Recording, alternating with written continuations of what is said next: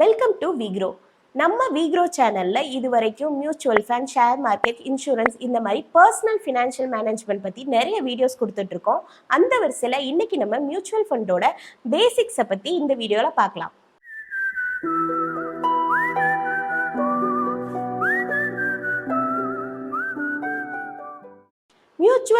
Mutual ஃபண்ட்னா என்ன, அதில் என்னென்ன டைப்ஸ் இருக்குது, மியூச்சுவல் ஃபண்டோட பேசிக்ஸ் என்ன, நம்ம எப்படி ஒரு கரெக்டான ஃபண்டை சூஸ் பண்ணுறது, செலக்ட் பண்ணுறதுன்றத இந்த வீடியோவில் டீட்டெயிலாக நான் உங்களுக்கு சொல்கிறேன்.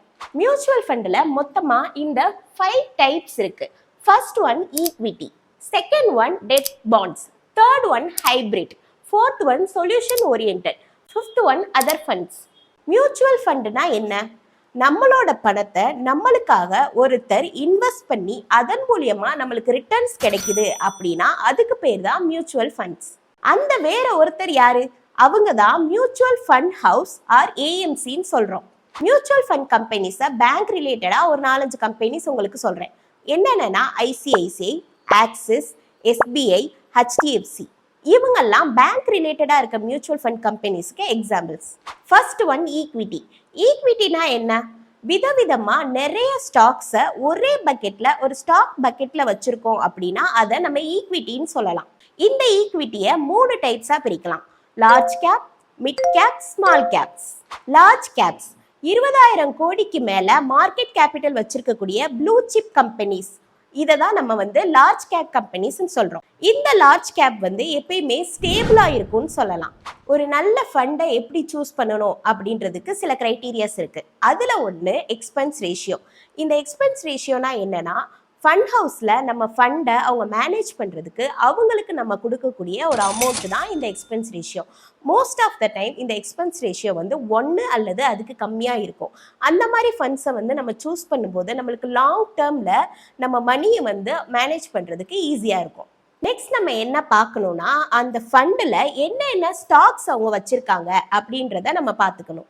நெக்ஸ்ட் என்ன பார்க்கணும்னா செக்டார். அந்த ஃபண்டு எந்த செக்டார்ஸ் கீழே வருது, ப்ளஸ் அந்த ஃபண்டில் என்னென்ன செக்டார்ஸ் இருக்குன்னு பார்க்கணும். ஃபினான்ஸ் ஓரியன்டாக இருக்கா, டெக்னாலஜி ஓரியன்டாக இருக்கா, என்ன செக்டார்ஸ் கீழே வருதுன்றதை செக் பண்ணிக்கோங்க. அதே மாதிரி ஒரு ஃபண்டில் ஒரே செக்டாரை ஃபோக்கஸ் பண்ணாமல் டைவர்சிஃபைடாக நிறைய செக்டார்ஸை அவங்க வச்சுருக்காங்களா அப்படின்றத பார்த்துக்கலாம். ஏன்னா நிறைய செக்டர்ஸ் இருக்கும்போது அந்த ஃபண்டு நம்மளுக்கு ஒரு நல்ல ரிட்டர்ன்ஸை கொடுக்கும். இந்த மியூச்சுவல் ஃபண்டில் நம்ம மணியை இன்வெஸ்ட் பண்ணும்போது அதை 2 கேட்டகரியாக பிரிக்கலாம். First method direct, second one regular. இந்த டைரக்ட் மெத்தடில் நம்ம ஃபண்டை இன்வெஸ்ட் பண்ணும்போது சின்ன ஃபண்டு இன்வெஸ்ட் பண்ணணும்னா இந்த டைரக்ட் மெத்தடை சூஸ் பண்ணி நம்ம இன்வெஸ்ட் பண்ணிக்கலாம். ரெகுலரில் நம்ம இன்வெஸ்ட் பண்ணுறது எதுக்குன்னா, பெரிய அமௌண்ட்டை நம்ம இன்வெஸ்ட் பண்ணும்போது நம்ம மணியை லாஸ் ஆகாமல் பாதுகாக்கிறதுக்கு ஒரு அட்வைசர் மூலமாக நம்ம போகும்போது மார்க்கெட் கிராஷ் ஆனாலும் நம்மளுக்கு அவங்க மூலியமாக சில டிப்ஸ் கிடைக்கும். ஸோ அதனால் நம்ம மணி லாஸ் ஆகாமல் பார்த்துக்கலாம். செகண்ட் டைப்பாக நம்ம என்ன பார்க்க போகிறோம்னா டெட் பாண்ட்ஸ். மியூச்சுவல் ஃபண்டில் இந்த டெட் பாண்ட்ஸ் ஈக்விட்டியை கம்பேர் பண்ணும்போது நம்மளுக்கு ரிஸ்க் கம்மியாக இருக்கும். ஆனால் ரிட்டர்ன்ஸும் நமக்கு இதிலிருந்து கொஞ்சம் கம்மியாக தான் கிடைக்கும். இந்த டெட் பாண்ட்ஸ் மூலமாக மணி இன்ஃப்ளேஷன்லேருந்து நம்ம மணி லாஸ் ஆகுறத எப்படி தடுக்கலாம் அப்படின்றத சில எக்ஸாம்பிள்ஸ் மூலியமாக நம்ம பார்க்கலாம். இப்போ நம்ம ஒரு சேவிங்ஸ் அக்கௌண்ட்டில் நம்மளோட 10,000 ருபீஸை இன்வெஸ்ட் பண்ணுறோன்னு வச்சுக்கோ. அவங்க 2.5% நம்மளுக்கு இன்ட்ரெஸ்ட் கொடுக்குறாங்க. ஸோ 1 இயரில் நம்மளோட 10,000 10,250 மாறி இருக்கும். இதே நம்ம ஒரு எஃப்டி அக்கௌண்ட்டில் போட்டாலும் ஒரு 5.5% இன்ட்ரெஸ்ட் கிடைச்சாலும் ஒரு 600 ருபீஸ் கிடைச்சிருக்கும். பட் நம்ம இந்த டெட் பாண்ட்ஸில் போடும்போது ஒரு 7% கிடைச்சாலும் நம்மளோட மணி இன்ஃப்ளேஷன் பார்க்கும்போது 1 இயருக்கு 7% ஆனால் கூட இந்த எஃப்டியும் சரி சேவிங்ஸ் அக்கௌண்ட்டும் சரி நம்மளோட மணி அந்த இடத்துல லாஸ் தான் ஆகுது. பட் இந்த டெட் பாண்ட்ஸில் போடும்போது அட்லீஸ்ட் நம்மளுக்கு 7% கிடைச்சாலும் மணி இன்ஃப்ளேஷன்லேருந்து நம்ம மணியை பாதுகாத்துக்கலாம். இந்த டெட் பாண்ட்ஸ் யாருக்கெல்லாம் சூட் ஆகும் அப்படின்னா, ரிட்டையர்ட் பீப்புள்ஸ், நம்மளோட அம்மா அப்பா ஜென்ரேஷன் இருக்காங்கல்ல, அவங்களுக்கெல்லாம் இந்த டெட் பாண்ட்ஸ் யூஸ்ஃபுல்லாக இருக்கும்.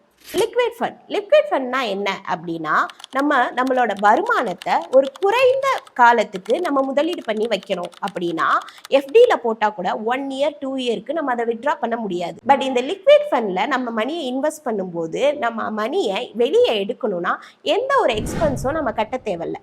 இங்கே எக்ஸ்பென்ஸ் ரேஷியோவும் குறைவாக தான் இருக்கும். அதர் ஃபண்ட்ஸ், மியூச்சுவல் ஃபண்ட்ஸ்லேயே 2 டைப்பாக நம்ம பிரிக்கலாம். Active fund and passive fund. Active fund day to day இந்த ஆக்டிவ் ஃபண்டை மேனேஜ் பண்ணுறதுக்கு ஒரு மேனேஜர் இருந்து அந்த பணத்தை மேனேஜ் பண்ணிட்டு இருப்பாங்க. இந்த ஆக்டிவ் ஃபண்ட்ல தான் நிஃப்டி, சென்செக்ஸ் இதெல்லாம் வரும். எக்ஸாம்பிளா இன்டெக்ஸ் ஃபண்டை சொல்லலாம். பாசிவ் ஃபண்ட் எந்த ஒரு ஆக்டிவ் மேனேஜருமே இல்லாம ஏற்கனவே எழுதப்பட்ட விதிமுறையின் கீழே தான் இந்த பாசிவ் ஃபண்ட் செயல்படும். இதுக்கு எக்ஸாம்பிளா இன்டெக்ஸ் ஃபண்டை சொல்லலாம். இந்த மியூச்சுவல் ஃபண்ட் பேசிக்ஸ்லாம் கத்துக்கிட்டு நீங்களும் மணி இன்வெஸ்ட் பண்ண ஸ்டார்ட் பண்ணுங்க. இதே மாதிரி இன்வெஸ்ட்மெண்ட் ரிலேட்டடான வீடியோஸ் பார்க்கறதுக்கு நம்ம விக்ரோ கன்சல்டன்சியை சப்ஸ்கிரைப் பண்ணுங்க.